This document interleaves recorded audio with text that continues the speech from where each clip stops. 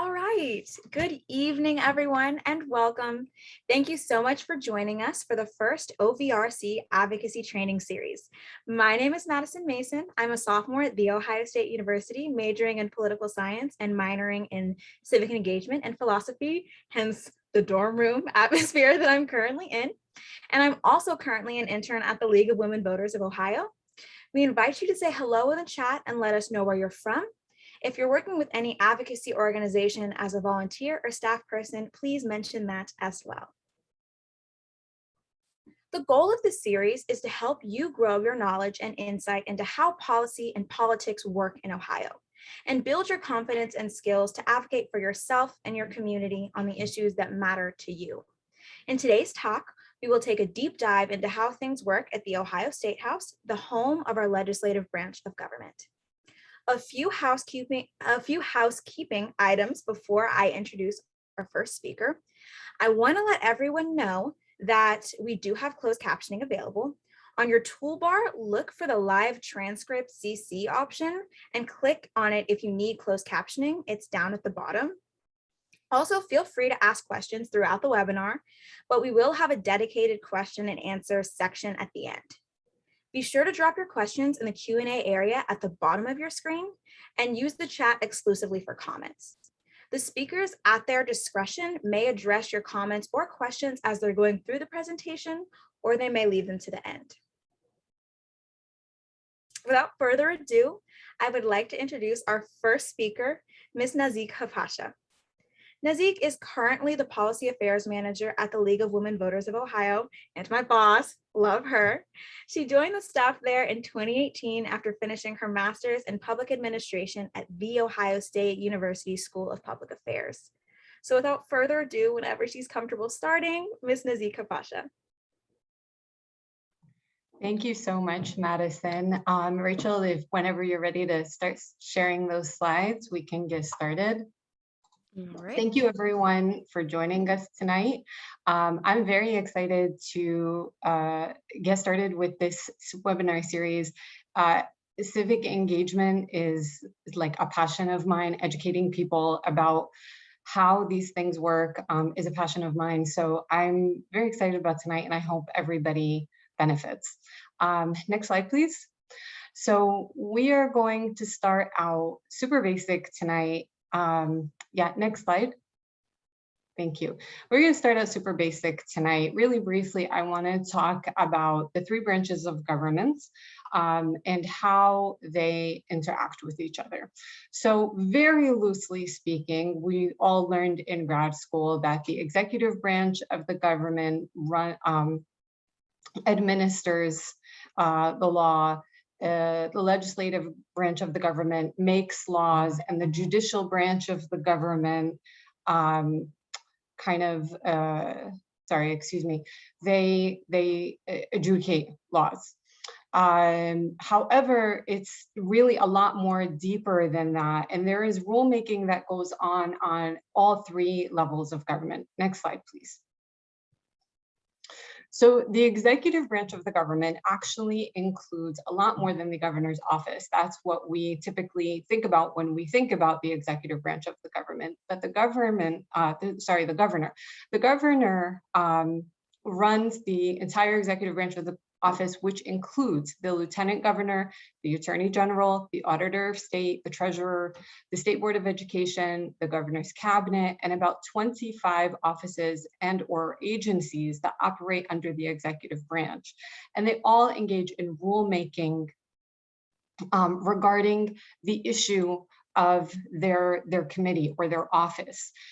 We will go into more detail to explain the lawmaking process at the State House, but I do want us to start out by just letting everybody know that rulemaking also goes on at the executive branch pretty significantly. Section 119 of the ORC, the Ohio Revised Code, specifically talks about administrative rulemaking, and subsection 0311 specifically talks about public participation in rulemaking. whatever kind of work you do, it's really important that you figure out the related administrative agency that guides that work for the governor, and you learn more about their public meetings and their public input process. Next slide, please. So I wanted to include here just a snapshot that I took from the Ohio EPA website. This is a picture of a public hearing notice regarding rulemaking. And you can see here that they are requesting stakeholder input on potential amendments to rules in the Ohio Administrative Code regarding consumer product rules. And it's to establish limits on the quantity of volatile organic compounds that may be contained in consumer products, and so on and so forth. These are important things that matter to people in this line of work. And oftentimes we assume that this stuff, the rules are only made at the legislative level. Before we go into the crux of what we're going to talk about tonight, I want you to know that a lot of rulemaking also goes on in other branches of government. Next slide, please. The judicial branch of the government, the primary function of the judicial branch of the government is to fairly and impartially settle disputes according to the law. The Supreme Court of Ohio is its court of last resort. Every state in the nation has at least one court of last resort. I think about 2 states have more than one, but in Ohio, the court of last resort is one, and it is the Supreme Court of Ohio, and it is responsible for the administration of the judicial branch in Ohio. The Supreme Court of Ohio seats 7 justices that are elected to 6-year terms. They are not term limited, but they are age limited. And so they must be 70 years old or below when they run for election. If they happen to turn 70 during their term, that's fine. But when they are up for their next election, if they have passed 70 years old, then they can no longer run for that seat. What does the court do? The court must accept appeals of cases that originated in the courts of appeals, cases involving the death penalty, cases involving questions arising under the US Constitution or the Ohio Constitution, and cases in which there have been conflicting opinions from 2 or more courts of appeals. What kind of rulemaking authority does the Supreme Court have, the Ohio Supreme Court? Other than settling disputes about interpretations of the laws, the Supreme Court makes rules governing practice and procedure in Ohio's courts, such as rules of evidence, rules of civil procedure, and rules of criminal procedure. Next slide, please. So now we will get into focusing on the legislative branch of the government, which is seated in the Ohio Statehouse. It is made up of 2 bodies that form the Ohio General Assembly, the Ohio House of Representatives, and the Ohio Senate. Ideally, the 2 chambers work alongside each other and with the governor to create laws and establish a budget. The General Assembly runs in 2-year cycles. So this year, for example, on January 1st was the beginning of the 134th General Assembly. It will end at the end of 2022. Anything that happens within that 2-year time period is basically timed out at the end of that General Assembly. And so whatever does not pass on December 31st, 2022, they are timed out when 2023 starts. And basically they hit the reset button and everything starts all over again. This will make more sense once Rachel gets into talking about laws, but anything that is introduced during the time period of a 2-year General Assembly, all of that work basically expires at the end of the 2-year period. Ohio has 99 House districts. House representatives serve 2-year terms with the ability to serve a maximum of 4 terms, so that equals 8 years. Every 2 years, during even-numbered years, all 99 House seats are up for election. Ohio has 33 Senate districts, and senators are elected for 4-year terms, and that is staggered every 2 years. So during each even-numbered year, half of the Senate is up for re-election. Senators are limited to 2 consecutive terms. Each senator represents approximately 349,000 Ohioans, and each Senate district encompasses 3 corresponding House districts. If there is a vacancy in the Ohio General Assembly, the vacancy must be filled by an election conducted by the members of the legislative house where the vacancy happened, who are members of the party that last held that seat. So for example, if a representative in the House that was a Democrat resigned, the Democrats in the House vote to fill that seat again. Only the Democrats in the House can vote in that election. And it is an internal vote, and a simple majority vote is needed in order to approve that replacement. Next slide, please. So before I finish out my section of the talk, a few random facts about the Ohio Statehouse, I think as they relate to advocacy, at least from my mind, and especially for folks like myself who are not originally from Ohio. I figured this stuff out very slowly, but I think it's nice to be presented all at once as people are learning about advocacy.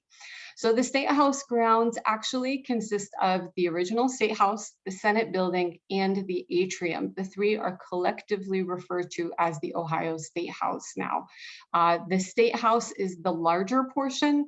The smaller building in the back is the Senate building. It was actually previously referred to as the Judiciary Annex because that's where the Supreme Court used to live. And the Supreme Court now lives in another building, and it is now the Senate building. Although the Capitol houses the Ohio General Assembly, offices for the House of Representatives are actually all in the Reif Center, right across the street. And offices for state senators are in the State House building itself. The State House also contains the ceremonial offices, key word being ceremonial, of the governor, the lieutenant governor, the state treasurer, and state auditor. But for the most part, most of them don't actually work there.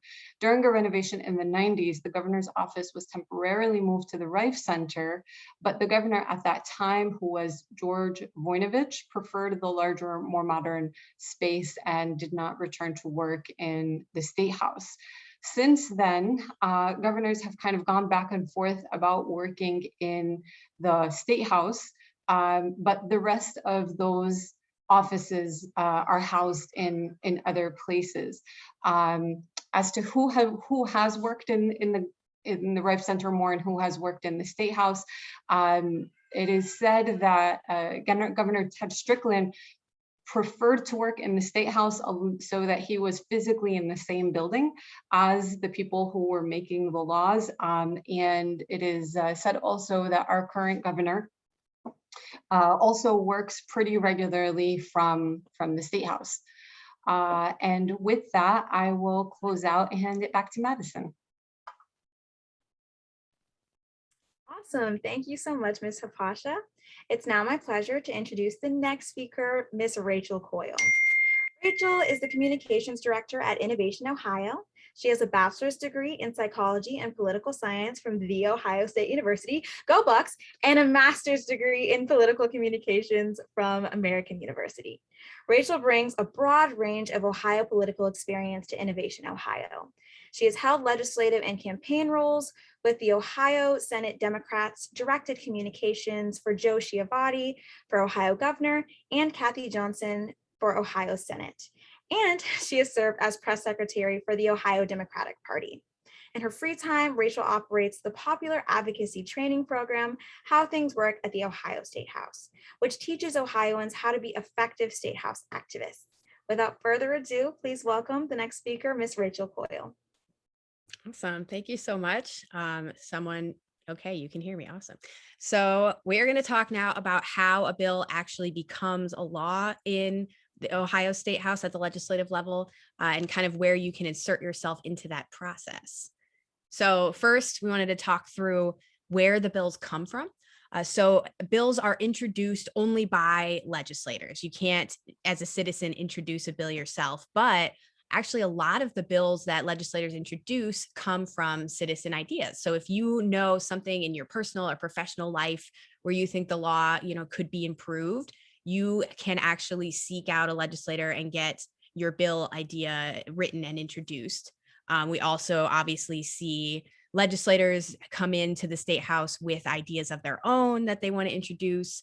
There are lobbyists who work for various organizations around the state that participate in kind of pushing the legislators to introduce bills. And then there's organizations as well. So there's issue groups that are really passionate about various issue advocacy, but there's also national organizations, especially on the conservative side, that will kind of write legislation and then give it to legislators in different state houses around the country. So especially on the conservative side of the aisle, they have really kind of narrowed in on the idea that you can pass an agenda nationwide by passing the same type of bill through, dozens of state houses around the country. So we're always looking to see where the different bills are coming from. And if you have an idea, or if anyone has an idea for a bill, they do not have to be a lawyer, or they do not have to know how to write the bill themselves, because we have an amazing nonpartisan organization called the Legislative Service Commission that will write bills for us, called the LSC. And the state legislators, if they find your bill idea interesting, if they want to get the bill introduced, they will go to LSC, have it written up, have it drafted, and then introduce it themselves. So how a bill is introduced, or how a bill becomes a law. Step one, got to be introduced. It can be introduced in the House or the Senate. It just depends on who the legislator is who wants to introduce it. Sometimes a bill is introduced in both the House and the Senate. That's called companion legislation. And it kind of is a show of force, just to show that the bill has a lot of support behind it. The bill does not have to, like, both of those versions of the bill do not have to pass. If one of them gets through the whole process, then that bill will become law. And bills are numbered in order of when they're introduced. So you heard earlier that the State House operates in these 2-year terms. So, for example, the bill that is House Bill 1 right now was the first bill that was introduced in the House this 2-year period, this General Assembly. And bills will keep their same name and number throughout the whole 2-year term. So if House Bill 1 passes over to the Senate, passes through the House and goes to the Senate, it will stay House Bill 1. So that will help us know where it started and where it's been. Essentially, it helps us know that it already went through the House and is now in the second stage of its process. So step 2, once your bill is introduced, it needs to be assigned to a committee. So there are lots of different committees based on different issue areas. So there's an education committee, there's a finance committee, lots of different committees that legislators will sit on and vote on bills in that particular issue area. So one of the most important things that we can do as activists is contact the chairs of these committees and ask to be placed on their committee notice lists. So then you will start to get emails anytime the committee is meeting. You'll get emails about what bills are going to be heard in their committee. So if you're particularly passionate about a certain issue or bill, then you want to be following those committees closely so that you know first, before anyone else in the state, when a bill is getting a hearing. If you want to come in and testify for it, or if you want to contact the legislators in that committee about the bill, you need to know when it's moving and how quickly it's moving. So contacting those legislators, those committee chairs, asking to be placed on their notice list is a huge way to just stay in touch with the committees that matter to you. And you can see there, it's the picture is of legislature.ohio.gov. If you go to that committees tab, all the different House and Senate committees are laid out there for you. You can pick the ones that interest you the most. I believe I have a picture here. Yes, so all the committees will look like this with photos of the different legislators who sit on that particular committee. And you can see the bills that the committee is hearing, that sort of thing. The most important person on the committee is the chair. They are the person, they're going to be listed first. They're the person who decides what bills get hearings in the committee. They decide which bills get votes in the committee. They are the ones who really impact the schedule and what moves through. And if you click on anyone's face on these websites, you'll be able to go to a page with their contact information. So if you click on Shane Wilkins' face here, it would take you to a page where you could contact him. I chose this committee as the particular example because this is the committee in the House that is hearing the redistricting bills, or has been for the past week or so.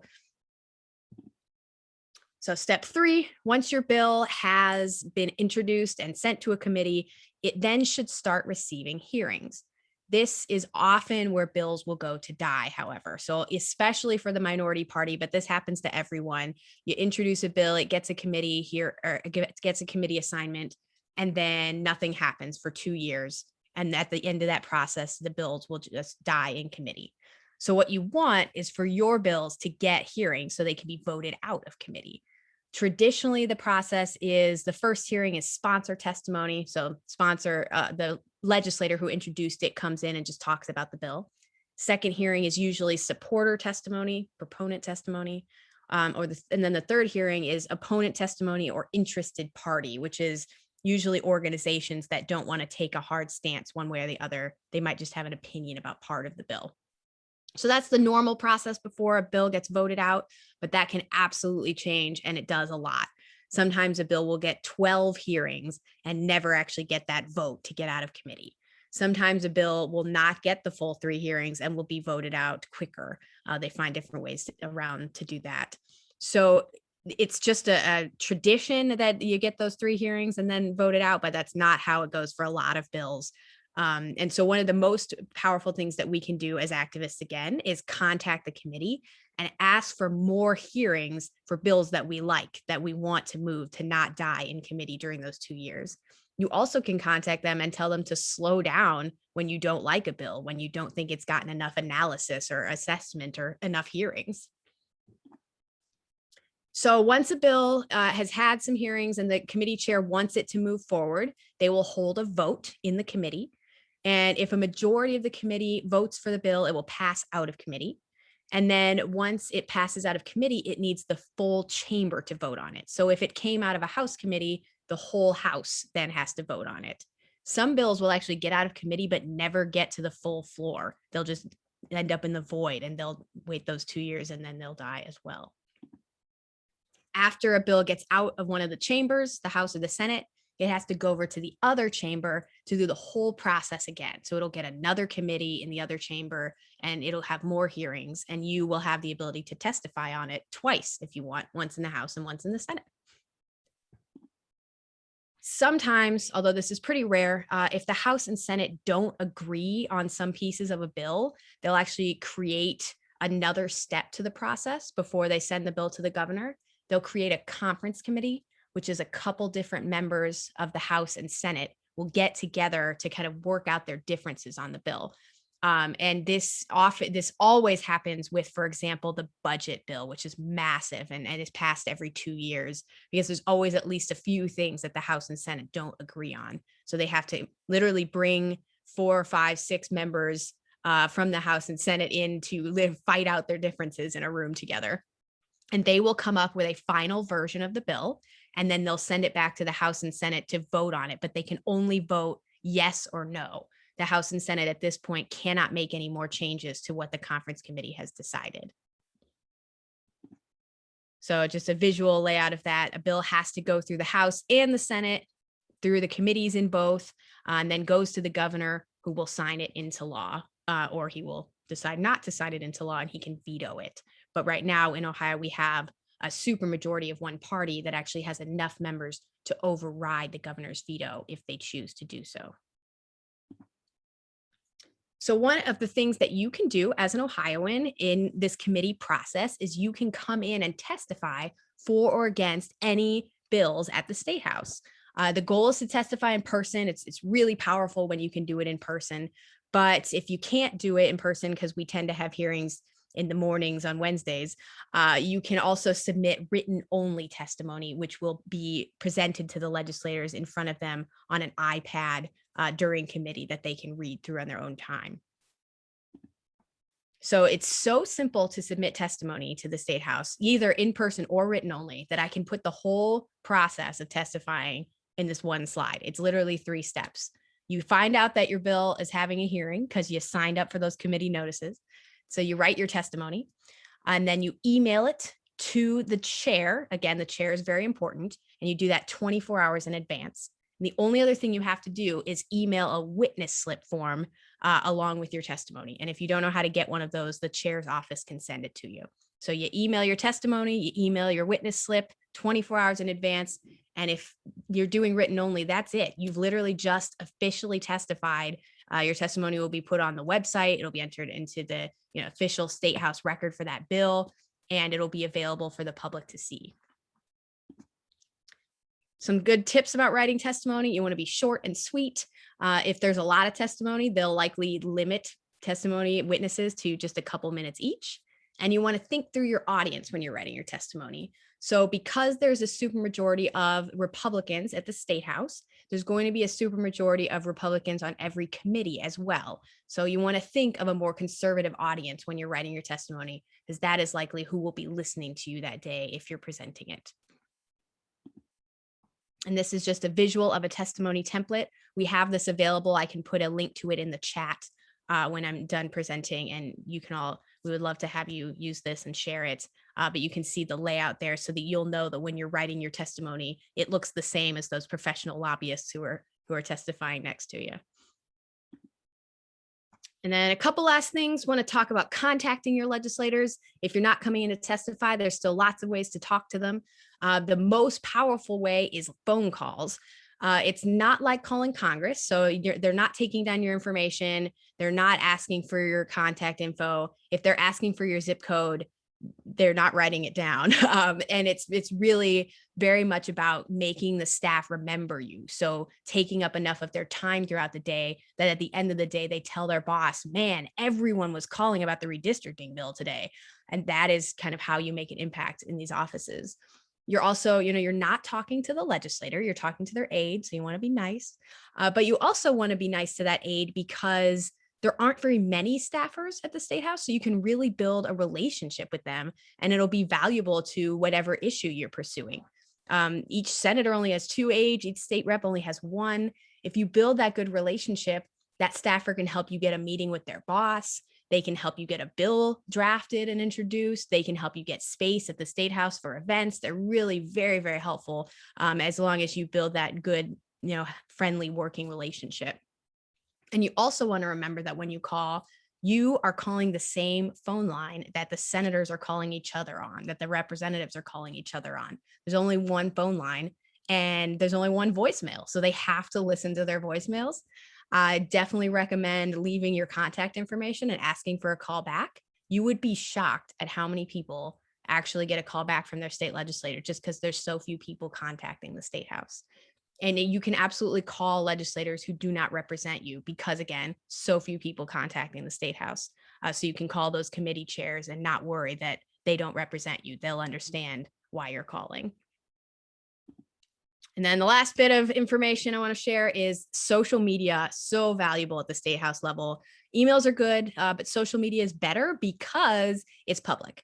And legislators, they know that when you're tweeting at them, and a lot of people are tweeting at them, reporters are seeing it, and it really makes them feel obligated to respond in a way that an email does not, because they know that this is being seen and they don't know how many people are seeing it. So it really makes them, I think, a little bit nervous and helps impact their decision-making a little bit more. So definitely recommend getting yourself a Twitter account and tweeting at your legislators and contacting them via social media as well as email. And I will turn it back over. Awesome. Thank you so much, Rachel, for that really awesome information. I'm now going to be introducing our third speaker, Mr. Ifeolu Claytor. Ifeolu is the Ohio campaign manager for All Voting is Local. Claytor earned his bachelor's degree in political science and social justice studies at Miami University in Oxford, Ohio. Prior to joining the campaign, Claytor worked as the Ohio campus organizer for the Warren for President campaign. Previously, he worked to conduct research on municipal and school levy issues and has served as the campaign aide to Ohio Supreme Court Justice Michael P. Donnelly. He also directed and paid canvassers for the Safe and Healthy Ohio campaign, a ballot initiative focused on reforming Ohio's criminal justice system. The campaign made Ohio history, resulting in the second highest number of petition signatures to the Secretary of State's office. Without further ado, please welcome Mr. Ifeolu Claytor. Thank you so very, very much. Good evening, everyone. It's a pleasure to be with you all today. Feel free to click that next slide. So as we look at the Ohio House of Representatives, one thing that I thought was kind of interesting is just that we have a couple of more positions for the majority party than we do for the minority party. But as we look at the Ohio House of Representatives and the leadership, we have the Speaker of the House, Bob Cupp, who comes from Lima, Ohio. Tim Ginter is from Salem, Ohio, who's the Speaker pro tempore. The majority floor leader is Bill Seitz, who is from Cincinnati. The assistant majority floor leader, Rick Carfagna from Genoa, Ohio. Majority whip, making sure that all the votes are counted in with the party, is Don Jones from Freeport, Ohio. And our assistant minority whip, or majority whip rather, is Cindy Abrams, who hails from Harrison, Ohio. Something I want to highlight here that's really interesting is just that when we look at these all of these people who are in House leadership on the majority side, very few of them are from major cities. And so I know that we have a nice, broad, diverse group of folks on the call, making sure that we're aware of where some of our state legislative leaders hail from, and making sure that if we have friends or family members that live in these areas, that we're taking advantage of that and using and leveraging them to call our state legislative leaders, especially those in the majority. On the minority side, our minority leader is State Representative Amelia Sykes out of Akron. The assistant minority leader is Kristen Boggs from Columbus. The minority whip, Paula Hicks Hudson, who hails from Toledo. And the assistant minority whip, Richard D. Brown from Canal, Winchester. And we can flip slides. As we flip over to the Ohio Senate, again, we have a few more offices or a few more positions, leadership positions for our majority party.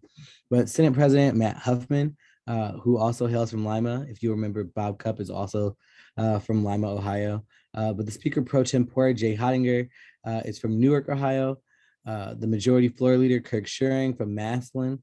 The majority whip, Rob McCauley from Napoleon, Ohio. The chair of finance, Matt Dolan, who hails from Chagrin Falls. And the vice chair of finance, Teresa Gavrone from Bowling Green.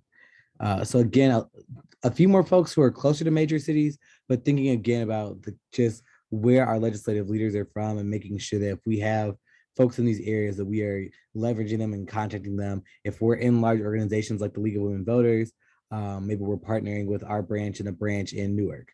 How can we do that to kind of build coalition and work towards better voting policy in Ohio?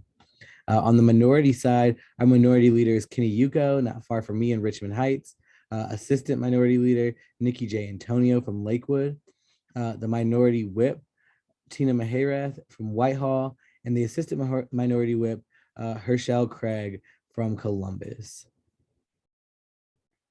And one thing that I think that might be our last slide, but the next thing that I actually am going to talk about, it's a little bit easier to kind of share my screen and do it more tactile, show a demonstration, but thinking about how we track legislation. Oh, let's circle back really quickly. Sorry. Can we actually pull up that last slide again? Yes, 1 second. Whoop, pay no attention to my, there we go. Love it. And actually go back to the Ohio House side for me, please. So one slide back. That one there? Yes, awesome. So I actually saw in the chat that somebody asked about who kind of assigns these bills or who kind of decides which committees these go to. Typically, that's the responsibility of the Speaker of the House. And so when we think about that, when we think about if things make sense or if we want things to move, you kind of, as we look in a minute, we'll look at tracking bills and see what committee it's gone to. You'll kind of be able to tell what the trajectory might be if you have an education bill that goes to the local government committee when there's an education committee that it could go to, just as an example. Also, one thing that can be really insightful here is just knowing that certain provisions we're here for the Ohio Voter Rights Coalition, knowing that certain bills or certain policies can kind of be put into place in our budget. So things get a little sneaky, and Rachel spoke a little bit about that, about paying attention and tracking legislation and paying attention to what's going on. The Speaker pro tempore is kind of the second in command when it comes to the House. One thing that we want to acknowledge is the majority floor leader and thinking about the Bill Seitz this session is power players. This section of our presentation is power players. While Bob Cub is the speaker, Bill Seitz has a lot of influence and wields a lot of power, and kind of balance. He kind of sees himself as balancing two ends of the caucus of his his partisan caucus. Those who may be more on the heavily conservative end, and those who might be on the more moderate end. And where he falls in that spectrum is questionable, but he sees himself as kind of the moderator in between the two. But again, kind of directing the direction in which the party is going, or the legislation is going. And he actually is the author of one of our voting rights bills addressing voting rights, House Bill 294. The majority whip and assistant majority whip are kind of making sure that people are voting with the party. That's one big thing that we want, that helps bills get through the legislature, and helps bills ensures that an agenda is being moved forward. On the minority side, these positions are kind of the same, making sure that our minority leader, Amelia Sykes, is kind of describing what's acceptable, what's not acceptable, what we're voting on. And Paula Hicks Hudson is the minority whip, kind of making sure that all the Democrats are voting together. If there needs to be a solid wall against the provision, or making sure that those votes are counted together, and that kind of partisan dynamic that we have in our state house. We can click forward again.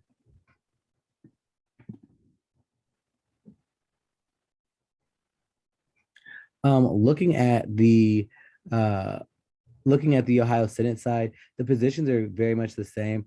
When it comes to the chair of finance, looking at what the cost of bills are, because that's something that you'll see. And as we look, I'll actually go to our tracking and looking at a couple of different bills and showing you all how to track bills.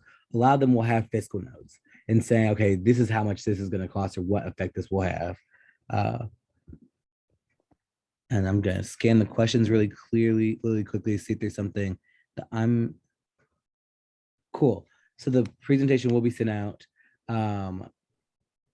And I will be able to give more information. That'll go out and that'll come with us with the follow-up email with the presentation.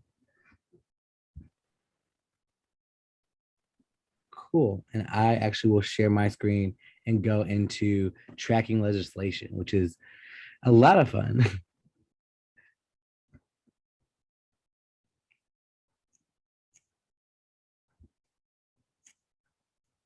Let me expand this. So there are a couple of different ways to track legislation. I'm going to go through a few of them. One being, as we look at the Ohio House of Representatives website, so at the top here, you'll just see it's, excuse me, just move this. You'll see it's just ohiohouse.gov. As we get here, legislation's right at the top. Rachel spoke about committees and the committee chairs. All the information is kind of easily accessible at the top on this top bar. But looking at legislation, searching legislation, one thing in particular is House Bill 294 is a bill that's before the state legislature right now, focusing on voting rights. So typing that into the box and hitting the magnifying glass. There we go. Clicking on the bill will give us more details about the actual bill, but also at the top, we have an option to track it. To track a bill, you will have to make an account. I actually just made one right before this training. But if you do not have an Ohio legislature account, it will just ask you to create one. There'll be a button to create one right here, or it'll offer you the opportunity to sign in. But it'll allow you to track the subject, track this bill in particular, but also you can track by subject. So there are a couple of different options here. I want to roll back just a little bit to look at House Bill 294, because it will show us kind of what the trajectory of the bill has been so far. It also is a pretty nifty tool that shows you what steps a bill has to go through before it gets sent to the governor. So if a bill starts in the Ohio House, it has to go through, as Rachel spoke about, going through committee, getting voted out of committee, passed by the House, and then we'll go to the Senate and go through the same procedure before it goes to the governor. But also here, you can see the current version of the bill, or the legislation, or the actual text of the bill. But also you can see an analysis. And this oftentimes is a lot more helpful, especially if you are not trained in reading legalese. The analysis is from the Ohio Legislative Service Commission. And so you'll be able to see what the point is, a very quick summary. It'll take a bill that might be 20 pages and bring it down to like 5, but giving you the key points and the fiscal notes so that you have a better understanding of what's going on in each bill. And so I'm going to roll back a little bit and switch tabs to the Ohio Senate. The same way we had ohiohouse.gov, we have ohiosenate.gov.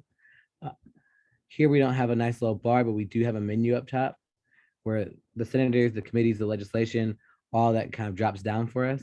Clicking on legislation.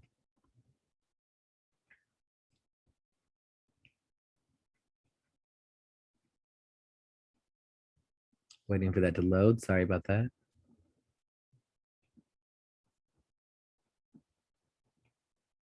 There we go.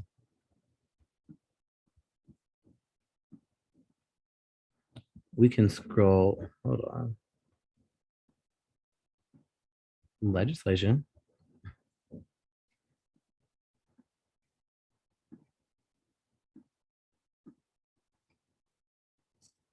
We can find a bill right here. So one bill that's in the legislature is Senate Bill 16, and that's focusing on different rights when it comes to protesting. And so again, as we click on Senate Bill 16, we can see the trajectory of the bill, that it's passed the Senate after going through committee and being passed by the Senate, and now it's in a House committee. So again, it just is a nice, easy way to kind of view the trajectory of the bill, but also you can view the text of the bill. And there should be an analysis down here. So you can see the analysis at every point, as well as the fiscal notes. And so thinking about how much bills cost, because clearly sometimes there are bills that have an effect on the budget or have an effect on costs, or will kind of produce a cost for more other branches or levels of government. But we have the opportunity to view more information about the bill and a deeper analysis if that's what we're looking for. Looking at one other tool, that this tool does cost, but if you have an organization that will pay for it, it is very helpful, and that is Gangwork. Gangwork will give you news, will send you regular updates. So oftentimes I'll get like a daily or every other day email from Gangwork as the legislature moves, or if there's a bill that's introduced that is something that I've noted as something that's of interest to me. It also will allow you to track legislation, and I have here, you can search bills to track here, or also you can see what other bills you're currently tracking that might be in here. And so Gangwork just has kind of a breadth, like a plethora of information, but especially when it comes to the legislation, it shows you just kind of what hearings are coming up, what's available in those hearings, and it will show you when the legislature is in session or out of session. So there's a lot of, you could spend kind of a very long amount of time playing around with Gangwork, but this is something that is a good resource if you have an organization that has access to it, or if you are someone who is interested in paying for it, because it can really get you a deep dive. Somebody mentioned in the chat the Ohio channel. So yeah, you can watch legislative committee hearings on the Ohio channel, and that's definitely also a resource. And I'll actually pull up their site just so folks can see it. A lot of times for those of us who are working from home, this can be good if you're just kind of trying to knock some things out, but also want to hear what's going on. You can go into an archive and hear from different committees, or if there's something going on at that current time, you can listen at that current time. And it's not just the legislature. It has Idea Stream and other NPR stations. It has the Secretary of State. Oftentimes you'll be able to hear from the governor also. So the Ohio channel is a great resource also. Redistricting, very hot button issue right now. This resource is available. The last thing I'm going to show is that the League of Women Voters website, lwvohio.org, has advocacy training materials. So looking at the budget, petitions and guidelines, social media best practices. So they have a lot of opportunities and a lot resources here to learn on how to be a better advocate. And that's the purpose of our training tonight, is making sure that we are sharpening our skills or building our skills if we're just getting started, so that we can make sure that we're advocating for positive policy that helps voters and that helps our state become a better state. And I will close my screen share.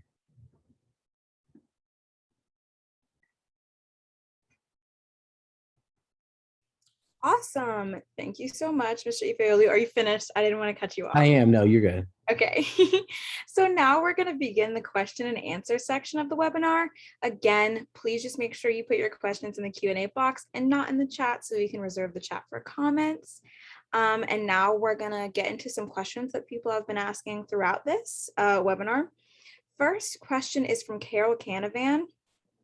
Must the committee read your written testimony, or does it end up in the round filed? Sounds like the trash can. Does anybody want to answer this one? Are you talking about when testimony is written only and not? Oh, yeah. So unfortunately, we cannot promise you that the legislator will read your testimony, which is why we absolutely recommend that you come in and give it in person if possible, although we realize that's hard to do if you have a day job.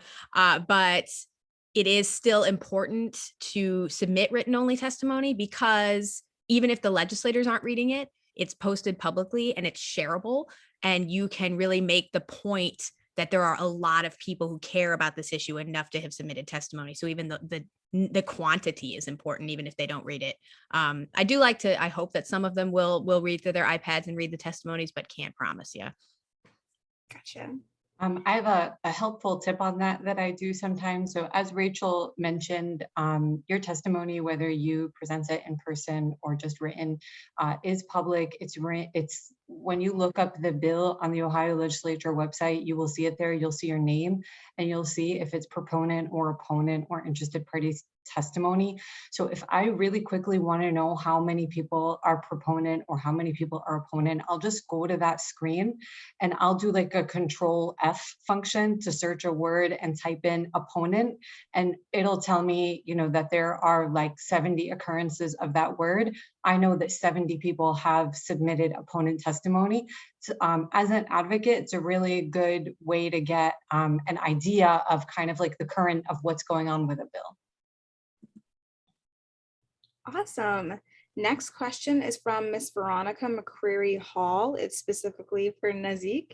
One is just asking about sharing this presentation with other organizations, namely AARP, and then just essentially the availability of this presentation to other people if they're not necessarily connected with like OVRC or the League. So yes, we will share materials by tomorrow, I would say, after this presentation. Feel free to share both the video and the presentation materials with whoever you would like. The video will be up on YouTube by tomorrow. Perfect. The next question is from Priscilla Harris, who asks, if there's been a bill introduced and we already know it's died, can you reintroduce with different legislatures and with updated changed versions with a similar bill? Yes, absolutely. You can introduce the same type of bill even in the same 2-year term with different legislators, and they can pick which legislators they want to get the credit. That happens sometimes. Or if a bill has died because it's past that 2-year term, you can get legislators to reintroduce it in the next 2-year term. You'll just have to completely start over. So even if last time your bill got all the way through the House and halfway through the Senate, you'll have to start again at square one. But you can do it. Can I also add one thing? Rachel, you had mentioned that one of the ways that you can introduce a bill is by through citizen input. So related to that, it is not uncommon for a bill to die once or twice during a General Assembly. Sometimes up to 1,000 or more bills get introduced in a 2-year period. Most of them are going to die. And so it's not necessarily okay, it's not a great sign if it doesn't pass right away, but that doesn't mean that it's not going to pass the next time. There are a lot of factors that go into whether a bill goes, far or not the first time around. Related to that, I actually testified recently on a bill that was introduced by Senator Gavarone because of citizen input by a 16-year-old. And it did not pass in the previous General Assembly, but it is very close to passing this time. It passed the Senate and the House. Sorry, it passed the Senate and out of committee in the House. And it is almost close to getting on the floor in the House. And this was, she had worked with Senator Gavarone on a issue that was really close to her, and something that affected her. She went to go see her, and Senator Gavarone was inspired by this young lady and decided to put forth something in the Senate, and it's very close to passing this time around. So please take that very seriously. Like, definitely do not be afraid to go to your senator or representative and say, hey, I have an idea for legislation. Gotcha. I think that's really important as an insight. The next question is from Constance Rubin. They ask, where do you find the testimony that has been submitted? So you can find testimony that has been submitted on the Ohio Legislature website. On the front page of the website, there's like a little box in the bottom close to the left where you can just put in the number, and you'll click on Senate or you'll click on House. It'll take you to the page. There are several tabs across the top, and one of them, I think, are documents. I would explore the whole page. I think it's where documents are. Correct me if I'm wrong, Rachel, but under documents, you will find the names of everyone who has submitted testimony, and you can click on it to open up their testimony. So you'll see their names like on the whole screen. You'll see everybody. You'll see if they're opponent or proponent, and if you click on it, you'll be able to read their testimony. Yeah, you can also find it individually in each committee. So on each committee page, so like ohiohouse.gov, you find a committee you like, and then you can go to each individual bill, and it'll have everyone who's testified on that particular bill if you wanted to look it up that way too. Gotcha. All right. The next question is from Marilyn Ransom. They ask, how can I find out how my senator and House legislator votes on each bill, like the yes or no votes? In other words, their voting records. So unlike Congress, you can't look up someone's individual voting record, but you can look up their vote on each particular bill. So if you go to, I just put in the chat, it's legislature.ohio.gov, that search tool, and you look up an individual bill, there will be a tab on that bill page that says votes, and you can look and see how each person voted on that particular bill. So it is not as easily accessible as Congress, but it's still, you can do it for each one. Awesome. And then people are raising their hands. I don't know necessarily how that works, but I'm just going to go on to another question. Maybe we can figure it out. Somebody asked, can I contact a chair if they are not my own legislator? Yes, absolutely. And you should.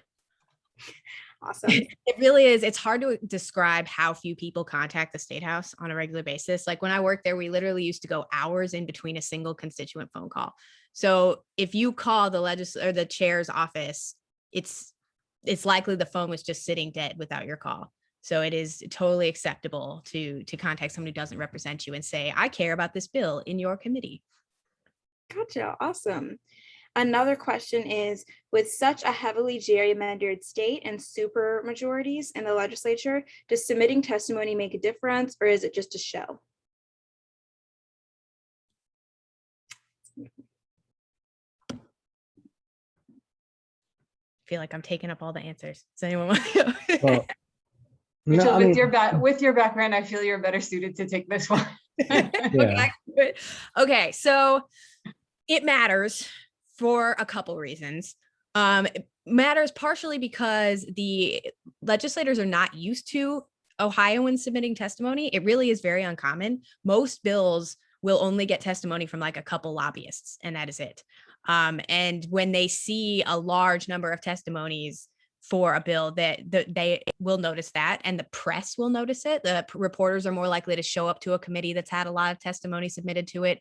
They're more likely to report on what's happening in that committee because they can see that Ohioans actually care about the bill.